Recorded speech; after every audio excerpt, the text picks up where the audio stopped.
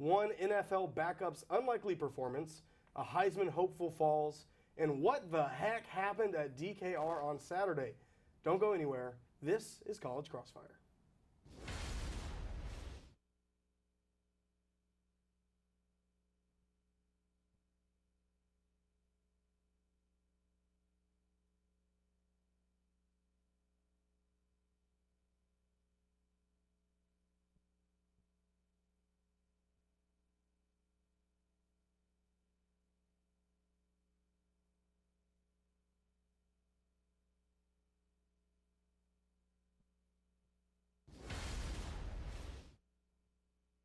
Your host, Turner Barnes. We're lining up for a 33-yard field goal to win the game, but speaking of winning, Texas volleyball took down the #1 team, Baylor Bears, in the country today. Let's go, man. All right. Let's Get a little go. excited for the show? First base, Justin Morris, how you feeling? I'm trying to be like Michael Jordan and three-peat, so that's the goal tonight. I'm going to see if I can do it. They got some tough competition over here, though. Yes, tough competition, but first-timers on second base, Rahul Rodriguez. How you feeling, Rahul? I'm feeling pretty confident, just like Texas today against Baylor, so it should be a good time. Yeah. Smooth. All right, and on third base, Jordan Galehood. Yes. Yes, got it. Feeling pretty good. First time on. I'm looking for a win, of course, but as long as I don't fall on my face, I'll consider that a win for this time. So. All right. Yeah. All right, you got to manage your expectations. I like it. Of course. All right, jumping right in. 97,000 fans held their breath as the 2-4 Jayhawks took the number 15 Longhorns down to the final snap. Cameron Dicker's field goal saved the Longhorns' Big 12 aspirations, but will it be enough to get the Longhorns in the right direction? Was this a fluke game, or should Texas be concerned moving forward? Anybody can answer. I think that this was a little bit of both. It was kind of a fluke to lose to Kansas out of all teams, but this is not a good sign of what's to come. Malcolm Roach kind of talked about it earlier at one of his press conferences earlier this week, talking about, do you guys only remember whenever we beat Tulsa by a touchdown? Well, you also contained Tulsa 21 points, 24 points, something like that. Kansas scored 48 points, and that's not a good sign. I do see that this could be kind of a struggle going forward, at least for right now. Most of this is kind of to blame on the defense, and most of those defensive starters will be back within the next couple of weeks. So I think for right now, it's kind of a bit of both, but this could continue 2 or 3 weeks from now. Yeah, I mean, they didn't lose, though. They didn't lose. They didn't lose. And some people may feel like it was a loss. It was a moral loss. Yeah, so I definitely think that the University of Texas going against Kansas, which is the bottom of the Big 12, not really what they were looking for. Defensively, obviously a huge struggle. We saw some of what happened against Oklahoma. Defense just could not wrap up when they needed to, letting Carter Stanley put up 4 touchdowns, Puka Williams with 2 touchdowns, and at least both of those touchdowns, there was at least 1 broken tackle. So definitely not the best look for the Texas defense, especially going up against some other Big 12 rivals like Baylor and Iowa State, who've been playing pretty well. Definitely going to be concerned down the road if they want to win the Big 12. So something's going to have to change for the Texas Longhorns. I think that it would be a fluke if these problems hadn't already been cropping up earlier in the season, but the problems, particularly with the defensive unit, have been prevalent in previous games, thinking of Oklahoma as a prime example, of course. Kansas isn't Oklahoma, though. They shouldn't really be putting up 50 points against a top 25 team like UT. Some of the problems on defense are fixable, like you said, wrapping up tackles, that kind of thing, and then some of them are injuries. A lot of our starters are banged up, and so I think that Texas really has to crack down on that if they want to have a chance to get to the Big 12 championship. Yeah, I mean, Texas's secondary was so banged up. Yeah. That has a lot to do with the missed tackles and the giving up the 48 points. But, I mean, Brent Dearman for Kansas, brand new offensive coordinator, led all of college football last year with averaging 55 points a game. Does that have anything to do with, anybody think that has anything to do with the game? I mean, it definitely does, but I mean, at the end of the day, you still have to, perform at a certain level, and you're looking at the talent on Kansas and the talent on Texas's team, and you really just can't blame it all on the new offensive coordinator for Kansas. It just wasn't there for Texas, and I don't think they were kind of caught off guard. Yeah, I mean, absolutely. All right, we got to move on to Justin, starting with 2, Rahul with 4, Jordan with 3. The Longhorns have only played 1 true road game this year, but in the last 5 games of the season, Texas has to play in some pretty tough environments. This weekend in Fort Worth against TCU, November 16th in Ames, Iowa to take on the Cyclones, and November 23rd in Waco to face off against the undefeated Baylor Bears. So realistically, how many games does Texas win in these next 5 games, including the 2 home games against K-State and Tech? Anybody can answer. I personally think that they'll only drop 1, not 4. Well, they will win 4, drop Whoa. 1, and I think Doomsday. I think that game is going to come against Iowa State. It's kind of on the come up. It's 2 or 3 games from now, I believe. It's a road game in Ames, and everybody knows that is a tough environment to play at night. And I think that's the one game that Texas can drop. I think they're going to be able to beat Baylor just because by that point, most of the people that are injured should be back, the predominant group at least, should be back by then. But I know that Iowa State kind of has a big question mark, and if I'm Tom Herman right now, I'm kind of looking at that game thinking, okay, that's probably the toughest game that we have right now. I probably think I pretty much agree with you. However, I will say that Texas will lose to Baylor. I do think that Baylor's going to ride that undefeated swagger, assuming they do win this coming week and put up a good fight against the Longhorns. You know, even though most secondary will be back for Texas, you're still going to be looking at a team that did face a lot of adversity, losing to Oklahoma and LSU, both close games, but still didn't go their way. And then obviously the shock against Kansas. They're going to have to bounce back against TCU this coming week, and then we'll get a better idea of where they're looking after, the adjustments are going to be made. But I do think that Iowa State's going to be another tough game. Brock Purdy of Iowa State has been on point for their team, and Texas just really have to lock up. Other than that, they should have a pretty good other 3 games against Tech, Kansas State, and TCU. Sure. Yeah, I agree with Justin. I think that Texas realistically wins 4 out of those 5 games. Out of the opponents that they have, I feel like their toughest matchups are already behind them with Oklahoma and LSU, and I think that even though they are going on the road in a lot of those games, Sam Ehlinger has proven that he can still rally from deficits and win football games, even if he didn't do it against Oklahoma. I think that the only game I wouldn't be surprised at if they lose against is probably Baylor. Iowa State looks like they could be potentially formidable, but I still think that we put up a good fight against them, and I said we did. Man, not confident in the Texas Longhorns. I don't know. If you ask me, I think Baylor is a win. I think the only one you have a question with is Iowa State, and that's because it's in Ames. Texas has played really well this year, other than the last 2 games, which I know recency is most important, but I mean, come on, no love Sorry, for the Texas we're- Longhorns that- right that- now. that- Not looking too That That's all right. moral That's loss all right. really hit us. All right. At the end of the first period, Justin, you're at 5. Rahul, you're at 6, and Jordan, you are also at 6. When we come back, the panel discusses if this top 4 team is still a contender and what to do when you have too much quarterback talent.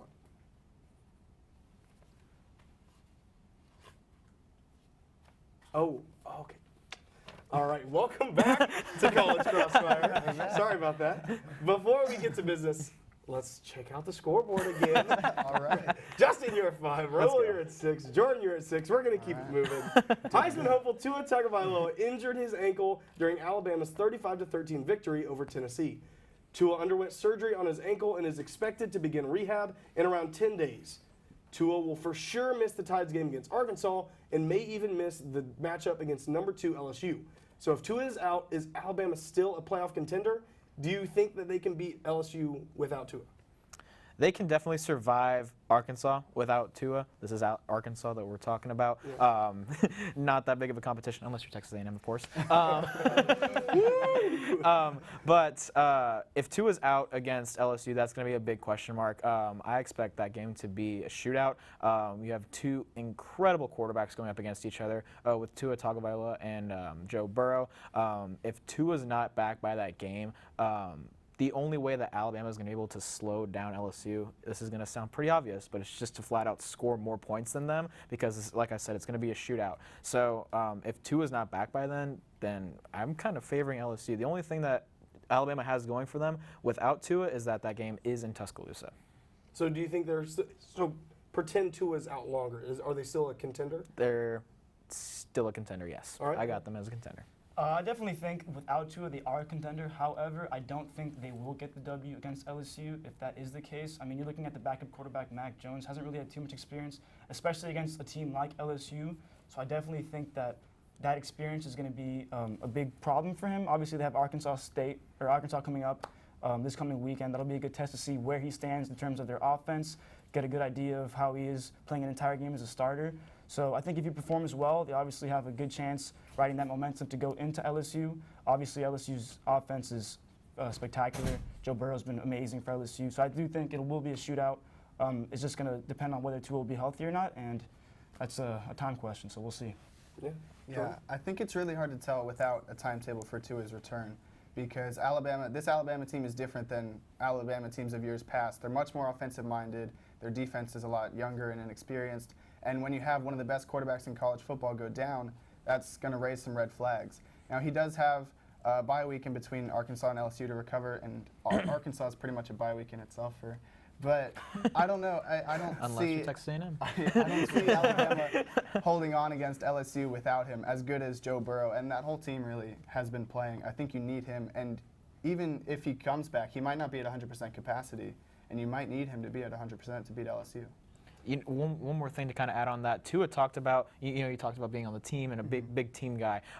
He flat out said, I will be back for LSU. So, he already kind of has that mindset of being back. Hopefully it works out for him in his best interest. But, you talked about that, so I just kind of want to pitch that in there too. He's like the heart of the Alabama offense. You think about it. With him, you can run the ball a lot more because it opens up the defense. You can also pass. So he's really instrumental in making the Alabama offense get going. Definitely. Yeah, and Jordan, you said it. I mean, this isn't the same Alabama team as we've seen.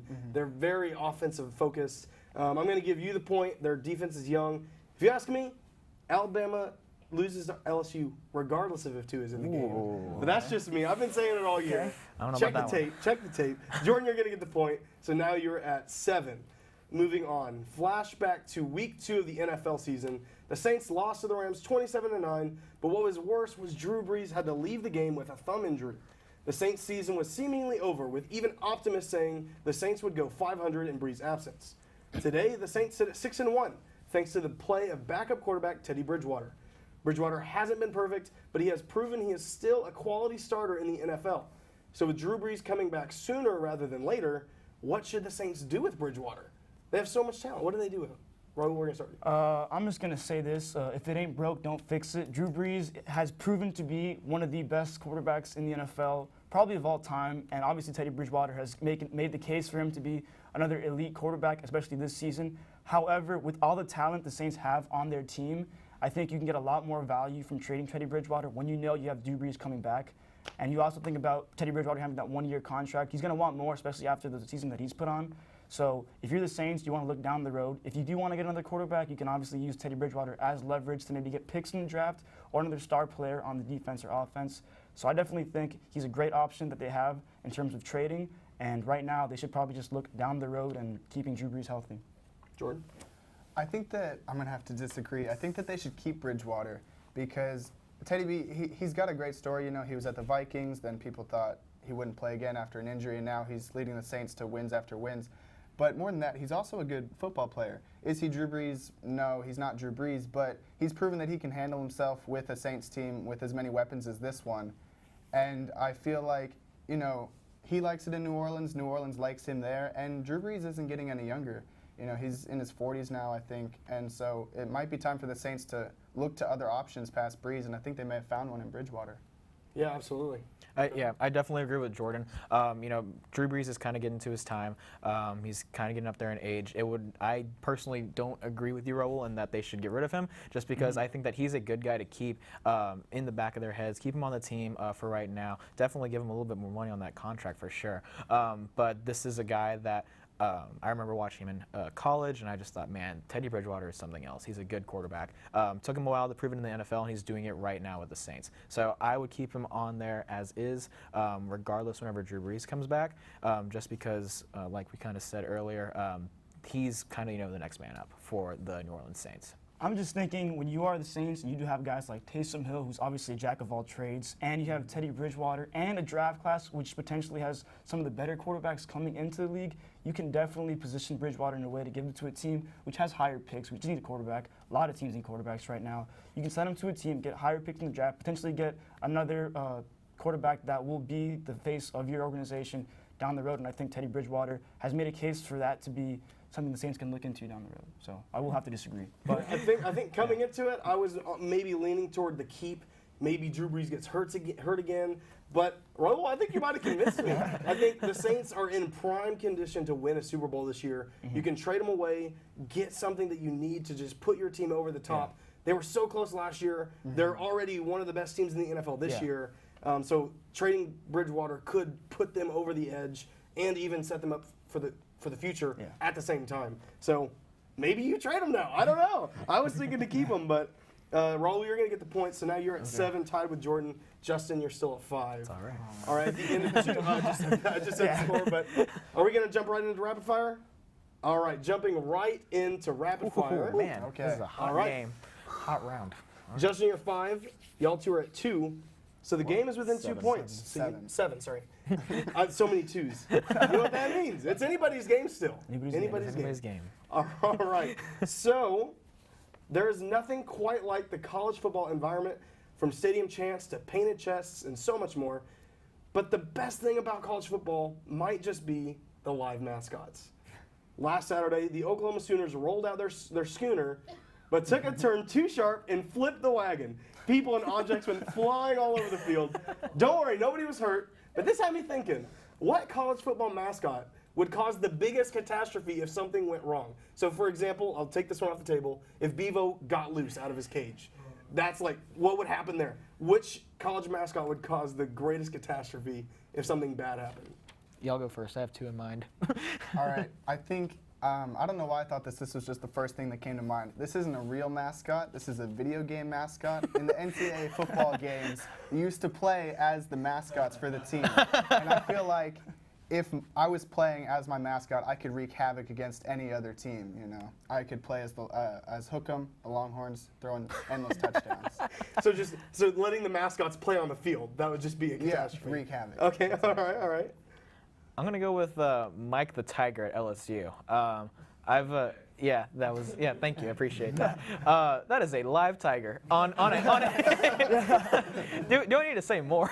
Mike doesn't show up at the games, though. He doesn't show up at the games, but because LSU was the other school that I toured besides UT, and his enclosement is directly across the street from the LSU stadium. okay. That is like bulletproof glass on there, but I don't even know if that can stop a tiger, man. Like if that got out, and the swamps of Louisiana too, that thing could be hiding anywhere. There may even be some tigers in Louisiana right now, just like roaming around. Rahul. I'm gonna go with the less violent option. I think that the Philadelphia Flyers mascot Gritty is so ugly that you're gonna lose a lot of potential Flyers fans, especially if you see little kids looking at Flyers games and they see that on the screen.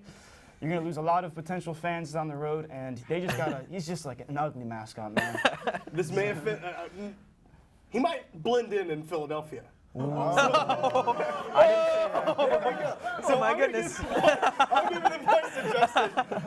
We're giving a point to you, man. I don't know if you've seen the video of the Jaguar getting loose in somewhere. That was insane. The thing moves way faster than you ever thought was possible. So Justin, you're going to get the points. And we're all tied up. So this is a winner-take-all. Anybody's game. Perfect. It is Line it up for the game-winning field goal against Kansas. All right. We're all Here we Cameron go. Baker. Are y'all ready? More than that. Texas A&M swept the Texas Longhorns in hockey this weekend, prompting A&M's Barstool to taunt Texas on Twitter. Texas' response? They didn't even know they had a hockey team. Such a historic rivalry has been downgraded to Twitter arguments and old stories. So what can we do to revamp this rivalry? Doesn't have to be a sport. What does Texas A&M and Texas need to compete in to just get it back to what it was? I just think Texas A&M has to get just better sports teams in general. Because the Texas Longhorns, obviously, in all sports that they have been traditionally very well. I mean, you look at big sports like football, and the Longhorns are probably one of the most accomplished and well-known organizations. You look at Texas A&M, which isn't as big of a deal, but they definitely have to just improve a lot of the recruiting and just become a better school overall. All right, taking shots at A lot A&M. of shots. I think that we mentioned mascots earlier. I feel like it would maybe be a fun idea to have a mascot race. Bring out Bevo 15 against Reveille, right? That's the dog. I don't even know what breed of dog it is. Have them line up at Border one side Collie. of the football field. Border Collie, there you go. Have them line up at one side of the football field, race to the other side. Hope Bevo doesn't, stab Reveille or anything like that. And whichever mascot wins, they hold the title until the next year. All right, Justin? All right. If you drive between Austin and College Station, you go through Bastrop. And what's in Bastrop? A Buc-ee's. I say how they should bring it back is grab the biggest cup, out of Buc-ee's and do a competitive drinking contest and see who can drink the most Dr. Pepper or something like that. That is nothing more. There's nothing more Texas, like Texas as a state, than that. That's right. I don't know how to react to that. I feel like if people were chugging Dr. Pepper, they would just get bit, like the girl in Willy Wonka, just growing. Oh man. I'm gonna go with the good old-fashioned race. There's nothing wrong with the race. Middle school, that's how things were settled. You raced. If you were faster than the other person, you were better. Yeah. So, Jordan, you're gonna get the 2 points and the win. I mean, Texas A&M and Texas fans already act like middle schoolers on Twitter. So why not settle it like real middle schoolers with a race? Going off today, Turner. All right, Jordan, you're gonna get the win. Congratulations. Do we have time for FaceTime? Definitely not. That's all right. All right, that's all the time we have for tonight. Congratulations to our winner, Jordan. Everybody give him a round of applause. Thanks. All right, thank you all for tuning in tonight. Be sure to check out College Press Box every Monday at 9:30 p.m. for the latest sports news on the 40 Acres. Also, tune in to the 1-0 Sports Show hosted by Thomas Fitch and Robert Trevino at 8 a.m. every Friday. And last but not least, the debut of Texas Countdown, our college football weekend preview show, is this Friday at 11 a.m. Be sure to check it out. Don't forget to follow at TSTV Sports on social media. And for all the panelists and everyone in studio and Master Control, we'll see you next week.